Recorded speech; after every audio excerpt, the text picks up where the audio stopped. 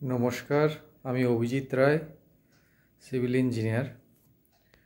তো মূলত আজকে ভিডিওটা বানাতে চলেছি কয়েকটা জিনিস আপনাদের সঙ্গে শেয়ার করব। সেটা হচ্ছে গিয়ে ড্যাম্প নিয়ে, যেটা আমি অনেক দিন ধরে বলবো ভেবেছি। তো সেটা বলার আগে আমি নিজে অ্যাপ্লাই করে দেখলাম যে কতটা ওটা ফ্লপ যাচ্ছে।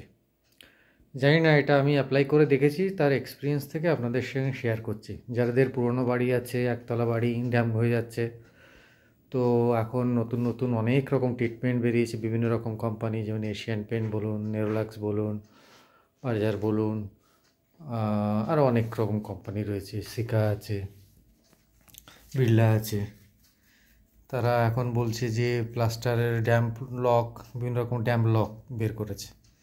সো সেই ড্যাম্প লকগুলোকে ইউজ করলে বিভিন্ন রকম আর কি, আপনি করার পরে তারপর পেইন্ট করে দিলেন, পুট্টি করে দিলেন, তারপর রং করলে ঠিক হয়ে যাবে। তো এটাতে কতটা ফ্লপ এবং কতটা আপনার মানি ওয়েস্টেজ করবে সেটা আপনাকে আমি প্র্যাকটিক্যালি আমার বাড়িতে, আমি নিজের বাড়িতে আমি অ্যাপ্লাই করেছি, আপনাকে দেখাচ্ছি। এই দিকের যে ওয়ালটা দেখছেন, এটা আমি এখান থেকে 2011-এ করা, মানে স্টিল এটা 12 বছরের মতন হয়ে গেছে। এশিয়ান পেইন্ট থেকে করা, তখন প্রথম বেরিয়েছিল টেক্সচার করা। এই একটা দেওয়াল করতে আমার 10,000 টাকার উপরে গেছিলো, শুধু একটা দেওয়াল টেক্সচার করা এগুলো। তো সেম জিনিস আমি এবারও করেছি, কিন্তু সেগুলো যে এতটা ফ্লপ হয়েছে বলার মতন না। যাই হোক, আমি সেই সব কোম্পানি নিয়ে করতে চাচ্ছি না। বিশেষ করে নেরোলাক যদি আপনারা ইউজ করেন, কেউ নেরোলাক ইউজ করবেন না, সব থেকে বাজে। এশিয়ান পেইন্ট ইউজ করুন, কোনো অসুবিধা নেই। এই দেখুন, রেখে দিচ্ছি সমস্ত, কিন্তু আমার এশিয়ান পেইন্টের করা ছিল, কোনো কিছু হয়নি। কিন্তু এই নতুন আবার রং করলাম। তো আমাকে পেশেন্ট থেকে বলা হলো যে এই নেরোলাক করেছি, এবার নেরোলাক একটু শিফট করলাম। তো মিস্ত্রি বলছে যে কোনো অসুবিধা নেই, ড্যাম্প সব ঠিক হয়ে যাবে, এখন কেমিক্যাল বেরিয়ে গেছে, কেমিক্যাল দিলেই সব ঠিক হয়ে যাবে। দেখুন, কেমিক্যাল দেওয়ার এখন এই রং করেছি, এই জাস্ট 6 মাস হয়েছে রং করেছি, ঠিক আছে। এই রঙগুলো 6 মাস হয়েছে করেছি। করার পরে সব এইসব ড্যাম্প ধরেছিল, হ্যাঁ। তো ড্যাম্প এই নিচ থেকে সব ড্যাম্প উঠেছিল, মোটামুটি ফুট 2-1-এর মধ্যে পুরো সমস্যা। আমি দেখিয়ে দিচ্ছি, এই ঘরটা আমার স্যাম্পল হিসাবে করা, ট্রিটমেন্ট করার জন্য আমি দেখলাম চেক করে। এই যে দেখুন, দেখছেন, এটা আমার অনেক আগেকার ড্যাম ধরে গেছে। দেখুন, পুরো লাইন দিয়ে ড্যাম, দেখুন এই ড্যাম ধরে গেছে, পুরো ড্যাম। দেখুন যেখানে যেখানে ক্র্যাক নিয়েছে সব ড্যাম ধরে এই যে উঠে যাচ্ছে। ভালো করে দেখুন, খেয়াল করে দেখুন, এই ড্যাম, এই যে দেখুন ড্যাম হয়ে গেছে সব। দেখুন, আমি টেক্সচার করিয়েছিলাম, খুব কস্টলি করিয়েছিলাম প্রথমে। এই দেওয়ালটা তো ড্যাম্প হয়ে গেছে, ওই দিকেরটা থেকে গেছে। এই দেখুন, পুরো ড্যাম্পে একদম সর্বনাশ করে রেখে দিয়েছে, এবং নিচটাও, ঠিক আছে। এই দেখুন, রান্নাঘর দেখাচ্ছি, দেখুন কী হারে ড্যাম্প। সব থেকে ভালো কোয়ালিটির জিনিস ইউজ করেছি আমি তখনকার, 2011 সালের কথা বলছি, 2010-11।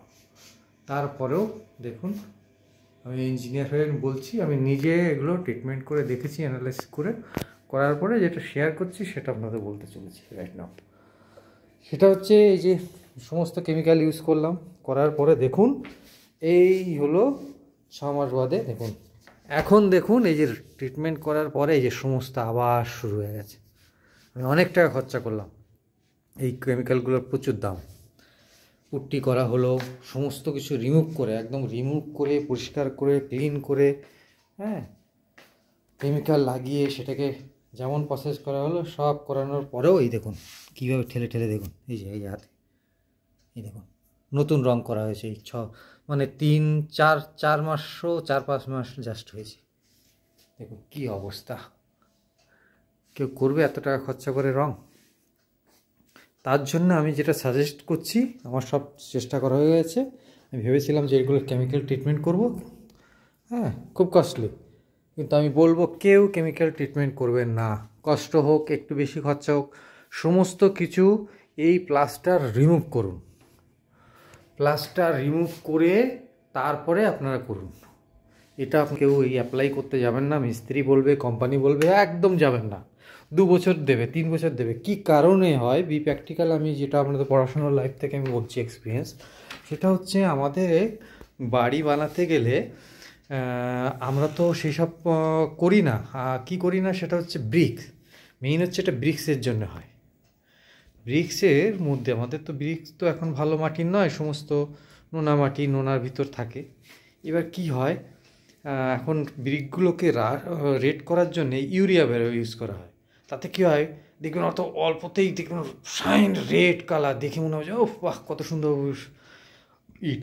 তো এই কেমিক্যালগুলো ভিতরে থাকাতে, বিশেষ করে নোনা নুন এগুলো ভিতরে থাকলে এগুলো কি হয়, গরমের সময় এগুলো ভিতরে চুপকে থাকে।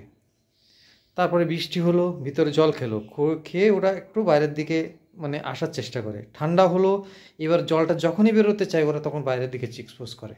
এই বেরোনোর সময় ওরা যাকে যাকে পায় তাকে ঠেলে দিয়ে এরকম বেরিয়ে চলে আসে, যার জন্য এই যত ড্যামগুলো শুরু হয়।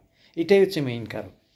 আমরা যদি কনস্ট্রাকশন করার সময় যদি দেখি যে আপনি কিউরিং করছেন ভালো মতন, ওয়াটার কিউরিং করে, অ্যাকচুয়ালি কী হয় 24 আওয়ার জলকে একটা চেম্বার করতে হয়। চেম্বারের মধ্যে ব্রিকগুলোকে ডুবিয়ে রাখতে হয়, রাখানোর পরে সেটাকে আবার তুলতে হয়, তুলে আবার ওটা একদিন শুকিয়ে 24 ঘন্টা আবার ডুবাতে হয়, আবার উঠাতে হয়। উঠানোর পরে এই যে সিজনিং করা, এই জলে ঢোকানো বেরোনো এই করার পরে তারপরে ব্রিকগুলো করা উচিত, মানে কনস্ট্রাকশন করা হয়। কিন্তু আমাদের সেই সময়টা নেই এইগুলো করা যায়, কারণ আমাদের কনস্ট্রাকশন শর্ট পিরিয়ড এগুলো করে না। তার জন্যে এই প্রবলেমগুলো হয় যদি ভালো ব্রিক সিলেক্ট না করেন। সেটা তো সম্ভবও নয় সবসময় যে কীভাবে করবেন। তো যদি সম্ভব না হয় তখন এইসব প্রসেসগুলো করতে হয়, যেগুলো আমরা করি না। আমি নিজের ক্ষেত্রেও কিন্তু আমি প্রচুর কিউরিং করেছিলাম। আমি অফিস থেকে আসার পরে আমি প্রচুর জল দিতাম, কিন্তু ওই সামান্য জলে কিছু হয় না, আলটিমেট তা হয়নি, সেটা আপনাকে দেখিয়ে দিলাম যে এই অবস্থা।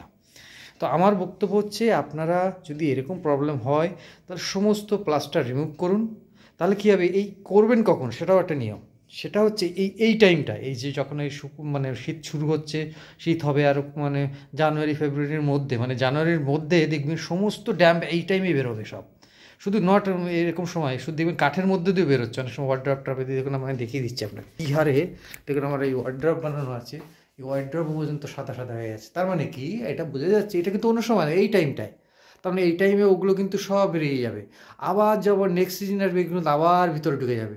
তাহলে এটাকে রিমুভ করতে গেলে এটাকে ওয়াশ করতে হবে, করলে তাহলে আবার ঠিক হয়ে যাবে জিনিসটা। সেই জন্য বলবো, আপনারা যখন করবেন পুরো প্লাস্টারটাকে এই টাইমে প্লাস্টার রিমুভ করুন, ভালো করে রিমুভ করে তারপরে আপনি মিনিমাম একটা কেমিক্যাল ইউজ করতেই পারেন। এখন শিকার অনেক কিছু বেরিয়েছে কেমিক্যাল, সেটা দিয়ে প্লাস্টারের সঙ্গে মিক্সড করে আপনি প্লাস্টার করে দিন, তাহলে দেখবেন সেটা ঠিক হবে। এবং তার আপডেটটা আপনাদের আমি দেবো। আমি এই পরের ঘরগুলো আমার কাজ হবে, আমি সেগুলো এই রিসেন্টলি মানে মাসখানেকের মধ্যে কাজ শুরু হয়ে যাবে, আমি করব, সেগুলো আপডেট আপনাদের দেবো। এবং তার কতদিন পরে যার প্রবলেম হয় কি হয় না তার আপডেট আপনার দিলে আপনারা বুঝতে পারবেন কী হবে। ঠিক আছে, এটাই শুধু যে আপনারা এগুলো আমি যা আপডেটগুলো দিচ্ছি, যেগুলো সব বাড়িতেই প্রবলেম, এটা নট অনলি এখানে, সব জায়গায় প্রবলেম।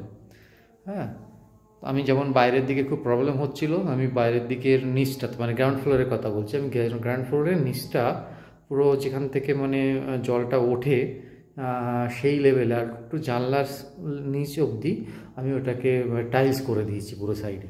কারণ আপনি দেখুন, এখন যদি রং কিনতে যান প্রচুর টাকা খরচা। আমি এই বলতে পারবেন প্রায় 2.5 থেকে 3 লাখ টাকার মতন আমার খরচা গেছে অনলি ফর পেইন্টিং। আমি সব থেকে টপ লেভেলের পেইন্টিংগুলো ইউজ করেছি, কিন্তু আমি কোনো ভালো ওই জিনিসটা পেলাম না।